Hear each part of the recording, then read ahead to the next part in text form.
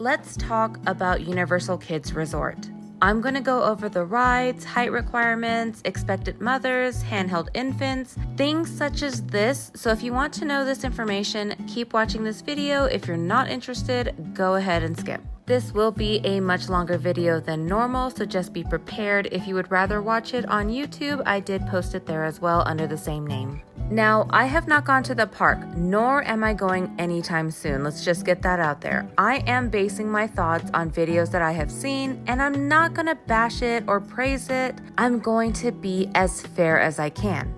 I have done videos discussing Disneyland and DCA rides, as well as Universal Epic rides, so I'm just going to do the same for Universal Kids Resort. Take what I say with a grain of salt because, as I said, I have not gone yet.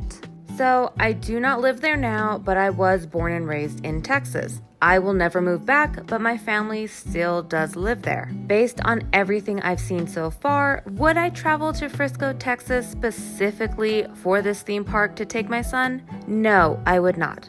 Would I travel to Frisco, Texas to go to this theme park while also visiting family? Yes, I absolutely would, and I may do so next year.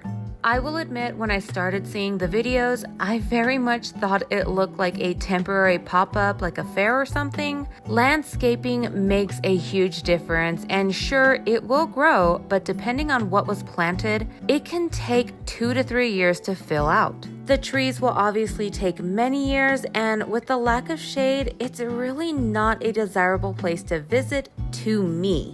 A lot of people's arguments are, well, it's for kids. Others have pointed out the issue with that statement, so I'm not going to add on to it, but I am going to discuss the rides since they are for kids. Now, my son is 2 years old and he is tall. He is well over the average 2-year-old's height. I am being a little vague with his height and I am lying about his age. He may be a little older than 2, he may be a little younger, you don't know.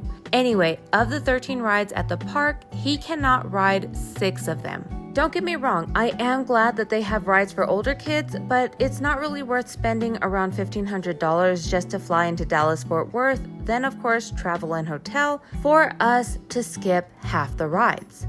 Just to give an idea, Disneyland roughly has 55 rides between Disneyland and DCA. I did my best to get them all, but I know I may have missed 1 or 2, so I'm saying around 55 rides. This includes things like the monorail, Main Street vehicles, and the ships. I did not include things like the shows or play areas. Anyway, of those 55 rides, roughly 34 of them do not have height limits. They are for any height, so you could bring a newborn age child onto them and you could ride them if you are an expectant mother. The remaining 20-ish have height limits starting at around 32 inches all the way up to 48. Now, Universal Kids is much smaller. The theme park is roughly 20 acres. With the hotel, it's around 40 acres. And the entire parcel is over 90 acres for parking and future expansions. Disneyland by itself is 85 acres and DCA adds another 72 onto that. This doesn't include the hotels or downtown Disney, but either way, I do not expect Universal Kids to have the huge amount of rides that Disneyland does. The number of rides only really becomes an issue when there is a lack of other things to keep engagement going. Disneyland, as well as Disney World and the other Universal parks, keep engagement with their theming. If we've done all the rides, if we've seen the shows, what's going to keep us interested in remaining in the park would be the things to look at. Just as an example, I have zero interest in Harry Potter. I am not a Harry Potter fan. I have never been a Harry Potter fan, but I do love going to those areas in Universal because the theming is just that good and they do have interactive things. I'm not riding the rides there, but I absolutely would spend money and buy my child a wand so that way he could do all the interactive stops. I will stay there for hours to hit every single one if he wants. Anyway, from what I've seen of the hotel, it does look good. I have watched Tim Tracker's TikToks of the hotel, and I think it does look nice. To me, the regular room and the family suite seem to be about the same. The suite is just a little bigger, but that's the only thing that I really noticed. Otherwise, I thought the rooms were really cute. I've also watched Super Enthused on YouTube. I do like her videos, and while I do still think that there is much that needs to be done in the way of theming and shade, her video did show a good amount of the park, and there was a lot that I thought was actually really nice. I would absolutely recommend going to watch her video. Surprisingly, the area I thought that was the best was Minions vs. Minions Bello Bay Club. She did also heavily warn about the sun and did give recommendations on what you should bring.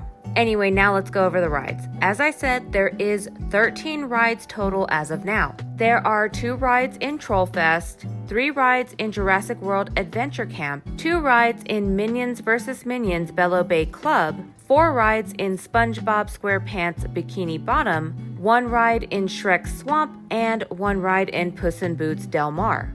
Of those 13 rides, only 2 of them do not have a height requirement, and of those 2, 1 does not allow for handheld infants. For expectant mothers as well as handheld infants, on their webpage they stated that both handheld infants and expectant mothers can experience the following attractions, which is the dance party, the concert countdown, and the Mama Luna's Adopt a Kitty Day. All of these are shows, they do not list any rides. I cannot recommend any of these rides for expectant mothers, but I would say that if I was expecting, so if I was there pregnant, I would still ride the rides that do not have height limits at the very least. Outside of those 2, I would be a little hesitant since they are not listed on their rider safety page. In addition to the rider safety page, they do also have a page for information about accessibility if you have any questions for that. As for the rides, in Trollfest you have Rhonda's Trollfest Express, which is a family coaster, and Hair in the Clouds, which is a basket balloon ride that rises up and spins around. Both of these have a minimum height requirement of 36 inches or 92 centimeters. In Shrek Swamp, there is Shrek and Fiona's Happily Ogre After, which is a slow-moving cart ride retelling the story of Shrek and Fiona, and this has a minimum height requirement of 30 inches or 76 centimeters. For Puss in Boots Del Mar, there is Swings Over Del Mar, which is a swing ride that rises up, and the minimum height requirement for this is 42 inches or 107 centimeters. For Minions vs. Minions, there is Bello Bay Cruise, which is a fast-moving water ride with a minimum height requirement of 40 inches or 102 centimeters. And there is Bello Bay Golf Cart Derby, which is a spinning ride with a minimum height requirement of 36 inches or 92 centimeters. Then we have Jurassic World Adventure Camp. This is going to be where the first no height requirement ride is located, and that is Mr. DNA's Double Helix Spin, which is a slow spinning pod ride kind of similar to a mini Ferris wheel. Even though there is no height requirement, it does state that handheld infants are not permitted. Next is Tyranno Drop, which is a slow-moving, gentle drop ride, and this has a minimum height requirement of 36 inches or 92 centimeters. The last ride in this land is the Jurassic World Cretaceous Coaster. This is another family coaster, but the height requirement is much higher, being at least 39 inches or 99 centimeters to ride.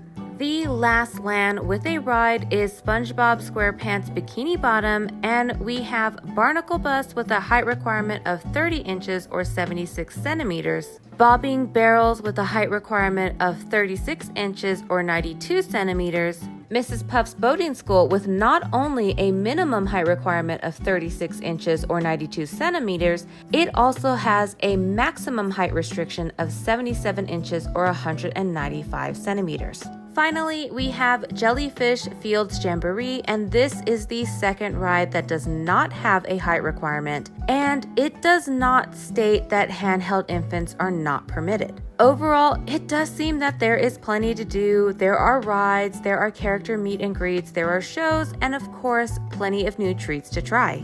I've also seen plenty of merch that I would absolutely buy. However, I do not know if they are specific to Universal Kids or if they are sold at other Universal parks. Right now, I can certainly see this being more of an attraction for locals to take their kids. I know if I was there in the area, I would certainly go, regardless of how I feel about the theming and shade. But I do hope that there is more that they do to the current park. And with 90 plus acres, hopefully there are some exciting expansions that come. For me, as of right now, unless Universal was to offer to fly me out to visit the park, which is so insanely unlikely and is just not going to happen, there is a good chance that I will go to this park next year.